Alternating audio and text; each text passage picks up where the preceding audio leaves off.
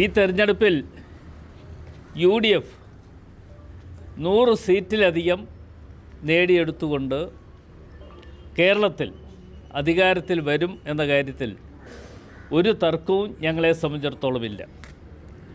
ഞങ്ങളുടെ ഒരു national party എന്നുള്ള നിലയിൽ ഇന്ത്യൻ നാഷണൽ കോൺഗ്രസിനെ സംബന്ധിച്ചിടത്തോളം ചില തീരുമാനങ്ങൾ എടുക്കുവാനുള്ള കാലതാമസം ഉണ്ടായി. ആ കാലതാമസം ഉണ്ടായത് മനഃപൂർവ്വമായി ഉണ്ടാക്കിയ കാലതാമസമല്ല. ഞങ്ങൾക്ക് ഒരു തീരുമാനം കൈക്കൊള്ളുമ്പോൾ തീർച്ചയായിട്ടും ഞങ്ങളുടെ അഖിലേന്ത്യാ തലത്തിലുള്ള പാർട്ടി എന്നുള്ള നിലയിൽ ചില തീരുമാനങ്ങൾ കൈക്കൊള്ളാൻ ഉണ്ടായിരുന്നു എന്നുള്ളതുകൊണ്ട് അതിൻ്റേതായ കാലതാമസം ഉണ്ടായിട്ടുണ്ട്. അതേപോലെ തന്നെ LDFനെ സംബന്ധിച്ചിടത്തോളം അതിന് നേതൃത്വം കൊടുക്കുന്നത് CPM ആണ്. CPMനെ സംബന്ധിച്ചിടത്തോളം അവർക്ക് ഇവിടെ തന്നെ തീരുമാനങ്ങൾ കൈക്കൊള്ളുവാനും ആ തീരുമാനങ്ങൾ എടുക്കുന്നതനുസരിച്ച് അവർക്ക് കാര്യങ്ങൾ മുമ്പോട്ട് കൊണ്ടുപോകുവാനും കഴിയും. അപ്പോൾ തീർച്ചയായിട്ടും എൻ്റെ പ്രിയപ്പെട്ട സുഹൃത്തുക്കൾ എന്നുള്ള നിലയിൽ നിങ്ങൾ പല ആളുകളും എന്തുകൊണ്ട് സ്ഥാനാർത്ഥി നിർണയം താമസിക്കുന്നു എന്ന ഒരു ചോദ്യം പലപ്പോഴായി കേൾക്കുവാൻ ഇടയായി. അതിന് ഉള്ള മറുപടി എന്നുള്ള നിലയിലാണ് ഞാൻ ഈ കാര്യങ്ങൾ നിങ്ങളുടെ മുമ്പിൽ സൂചിപ്പിക്കുന്നത്. എന്തായാലും ഒരു കാര്യം ഞാൻ സൂചിപ്പിക്കാം. കേരളത്തിലെ UDF ഒറ്റക്കെട്ടായി നിന്നുകൊണ്ട് പ്രവർത്തിക്കുവാനുള്ള അവസരം ഞങ്ങൾ ഒരുക്കിയിരിക്കുന്നു. ഞങ്ങൾ ഒറ്റക്കെട്ടായി നിന്നുകൊണ്ട് പ്രവർത്തിക്കുമ്പോൾ തീർച്ചയായിട്ടും ഓരോ ജില്ലയിലും അതിൻ്റേതായ മാറ്റങ്ങൾ ഉൾക്കൊള്ളുവാനുള്ള അവസരം ഞങ്ങൾക്കുണ്ടാക്കിയെടുക്കാൻ കഴിയും എന്ന വിശ്വാസത്തോടെ ഞങ്ങൾ മുമ്പോട്ട് പോവുകയാണ്. ഞങ്ങൾ അങ്ങനെ മുമ്പോട്ട് പോകുന്നു എന്ന് പറയുമ്പോൾ തീർച്ചയായിട്ടും കേരളത്തിലെ ജനങ്ങൾ ഞങ്ങളോടൊപ്പം നിൽക്കുകയാണ്. കേരളത്തിലെ ജനങ്ങളുടെ ആഗ്രഹത്തിന് അനുസരിച്ച് പ്രതീക്ഷയ്ക്കനുസരിച്ച് ഉള്ള പ്രവർത്തനങ്ങൾ ഇനി അങ്ങോട്ടുള്ള നാളുകളിൽ ഉണ്ടായിരിക്കും എന്ന് നിങ്ങളെ അറിയിക്കുവാൻ ആഗ്രഹിക്കുക. കോന്നിയിലെ ജനങ്ങൾ ഒരു കാര്യം ആഗ്രഹിച്ചതനുസരിച്ച് ഞാൻ 23 വർഷക്കാലം കോന്നിയിലെ ജനപ്രതിനിധിയായി പ്രവർത്തിച്ചതാണ്. എൻ്റെ പാർട്ടി പറഞ്ഞതനുസരിച്ചാണ് ഞാൻ ആറ്റിങ്ങൽ പാർലമെൻറ്റ് നിയോജകമണ്ഡലത്തിൽ മത്സരിക്കുവാൻ വേണ്ടി മുമ്പോട്ട് വന്നത്.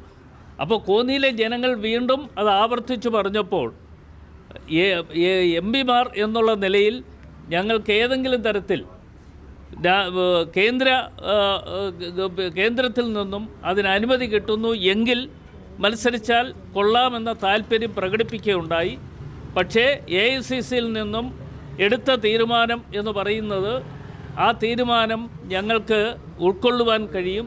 AICCയിൽ നിന്നും തീരുമാനമെടുത്തത് മറ്റൊന്നുമല്ല, MPമാർ തൽക്കാലം മത്സരിക്കേണ്ടതായിട്ടില്ല എന്ന തീരുമാനമെടുത്തു.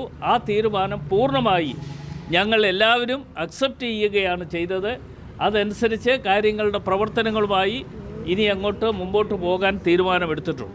ഞാൻ ആ FB പോസ്റ്റ് വീണ്ടും ഞാൻ ഇട്ടിട്ടുണ്ട്. അത് നിങ്ങൾ പരിശോധിച്ച് കാണത്തില്ല, അതൊന്നുകൂടി പരിശോധിക്കണം. കോന്നിയിലെ ജനങ്ങളുമായുള്ള ആത്മബന്ധവും അവരുമായിട്ടുള്ള ഓരോ കുടുംബമായിട്ടുള്ള ബന്ധങ്ങളും അത് കക്ഷി രാഷ്ട്രീയത്തിന് അതീതമായി എന്നെ സ്നേഹിക്കുന്നവരുണ്ട്, എന്നെ വിശ്വാസത്തിലെടുത്തവരുണ്ട്. അവർക്ക് അവരുടെ മുമ്പിൽ ഞാൻ ആ FB പോസ്റ്റ് വീണ്ടും ഇട്ടിട്ടുണ്ട്. ആദ്യം തന്നെ ഇട്ടിരുന്നു. അപ്പോൾ അത് ഒരു ചെറിയ കൺഫ്യൂഷൻ വന്നു എന്നുള്ളത് കൊണ്ടാണ് പെട്ടെന്ന് പിൻവലിക്കാൻ ഞാൻ തീരുമാനിച്ചത്. അതിനകത്ത് മറ്റ് യാതൊരു വിധത്തിലുമുള്ള തെറ്റിദ്ധാരണകൾ നിങ്ങൾക്കാർക്കും ഉണ്ടാകും. അല്ല, കൺഫ്യൂഷൻ മറ്റൊന്നുമല്ല, ഈ പാർട്ടിയുടെ തീരുമാനങ്ങൾ വന്നില്ല എന്നുള്ളത് കൊണ്ട് ആ തീരുമാനങ്ങൾ പൂർണ്ണമായി അത് ഉണ്ടാകട്ടെ എന്ന് കരുതിയാണ് അത് പിൻവലിച്ചത്. ഇല്ലില്ല, അങ്ങനെ ഒരു തീരുമാനം ഉണ്ടായിരുന്നില്ല. ആ തീരുമാനം നേരത്തെ തന്നെ ഓൾ ഇന്ത്യ കോൺഗ്രസ് കമ്മിറ്റിയിൽ നിന്നും ഞങ്ങളെയൊക്കെ അറിയിച്ചിരുന്നു.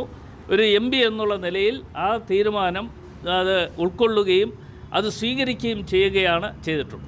അല്ല, അങ്ങനെ അത് ഞങ്ങൾക്ക് ഒരു നാഷണൽ പാർട്ടിയാണല്ലോ. നാഷണൽ പാർട്ടി എന്നുള്ള നിലയിൽ ഞങ്ങളെ സംബന്ധിച്ചിടത്തോളം ഈ തീരുമാനങ്ങൾ ഞങ്ങൾക്ക് ഒറ്റയ്ക്ക് എടുക്കാൻ കഴിയുന്നതല്ല. ഞങ്ങൾക്ക് ഒറ്റയ്ക്ക് എടുക്കാൻ കഴിയുന്നില്ല എന്ന് പറയുമ്പോൾ അത് ഞങ്ങളുടെ നാഷണൽ പ്രസ്ഥാനം എന്നുള്ള നിലയിൽ ഓൾ ഇന്ത്യ കോൺഗ്രസ് കമ്മിറ്റി ഒരു തീരുമാനമെടുത്തു. ആ തീരുമാനം പൂർണ്ണമായി അക്സെപ്റ്റ് ചെയ്യുന്നു.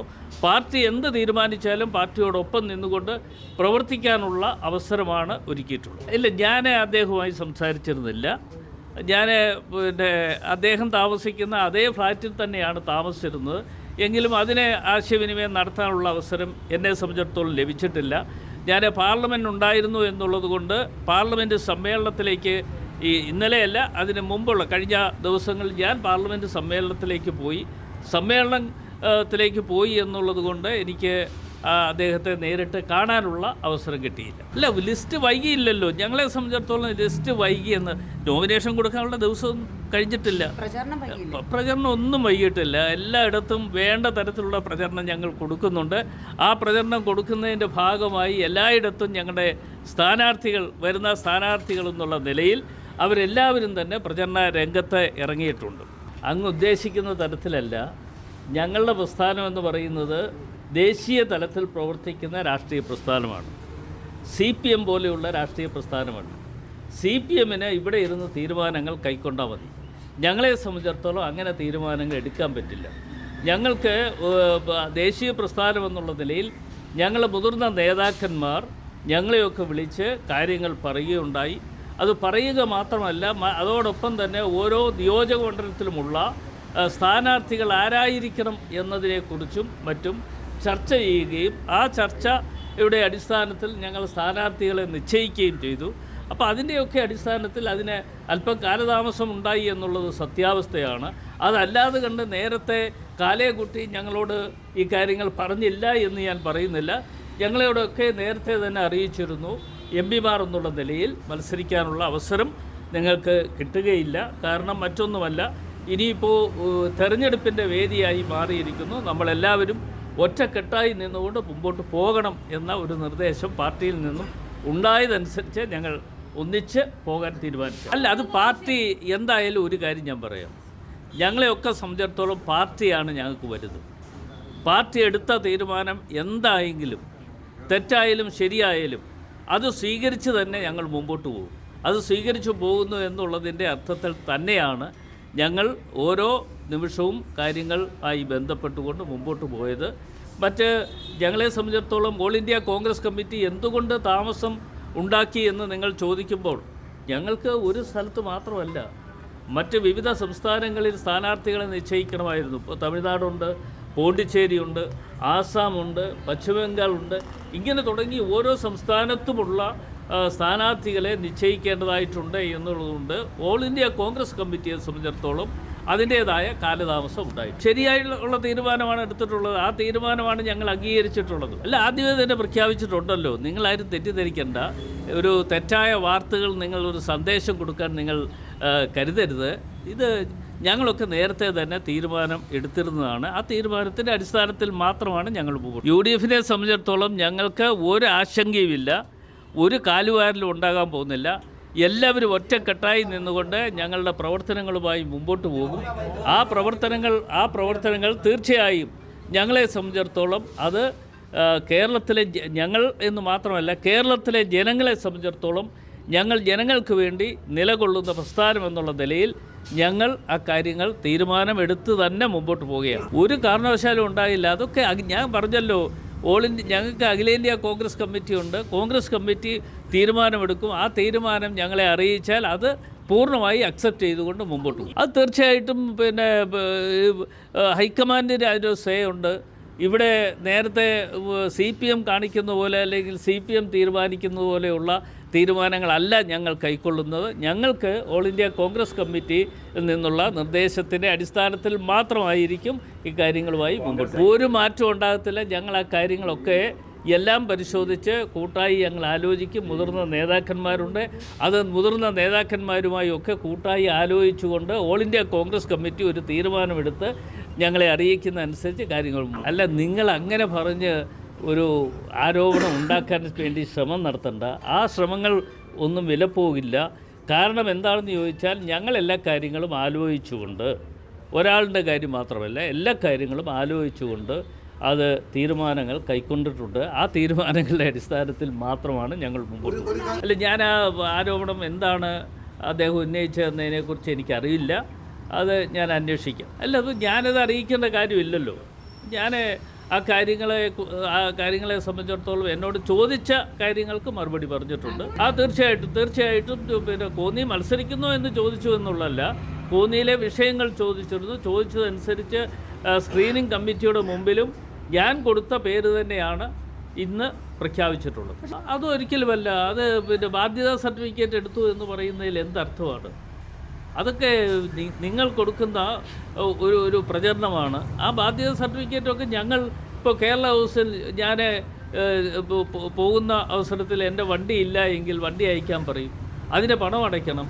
അതിന് പണം അടയ്ക്കുക എന്ന് പറയുന്നത് എന്നെ സംബന്ധിച്ചിടത്തോളം എൻ്റെ ഉത്തരവാദിത്വമാണ് എന്നുള്ളത് കൊണ്ട് ഞാൻ എൻ്റെ PA വിളിച്ചു പറഞ്ഞു, അവിടെയുള്ള പൈസകൾ നമ്മൾ എന്തായാലും അടയ്ക്കേണ്ടതാണ്, അത് അടച്ചു തീർക്കാൻ പറഞ്ഞു. അത് കേരള ഹൗസിൽ അത് ചെയ്തു എന്ന് പറയുന്നത് തെറ്റാണ് എന്ന് ഞാൻ കരുതുന്നില്ല. ഇല്ല, അങ്ങനെ എനിക്കൊരു അഭിപ്രായമൊന്നുമില്ല. അത് ഞങ്ങളൊരു തീരുമാനം, അതില്ലേ, ഞങ്ങൾക്കൊരു പാർട്ടിയുടെ ഘടനയും മറ്റും ഇല്ലേ. ഞങ്ങളൊരു ആ തീരുമാനങ്ങൾ വരുന്ന അവസരത്തിൽ അത് അക്സെപ്റ്റ് ചെയ്ത് മുമ്പോട്ട് പോവുക എന്നുള്ളതാണ് ഞങ്ങളെ സംബന്ധിച്ചിടത്തോളമുള്ള 100% തീരുമാനം. വ്യക്തിപരമായി ഒരു വിഷവും എന്നെ സംബന്ധിച്ചിടത്തോളം ഇല്ല. അവിടെ ഇപ്പോൾ കൺവെൻഷൻ അടുത്ത ദിവസം കൂടുന്നുണ്ട്. ആ കൺവെൻഷൻ ഞാനാണ് ഉദ്ഘാടനം ചെയ്യുന്നത്.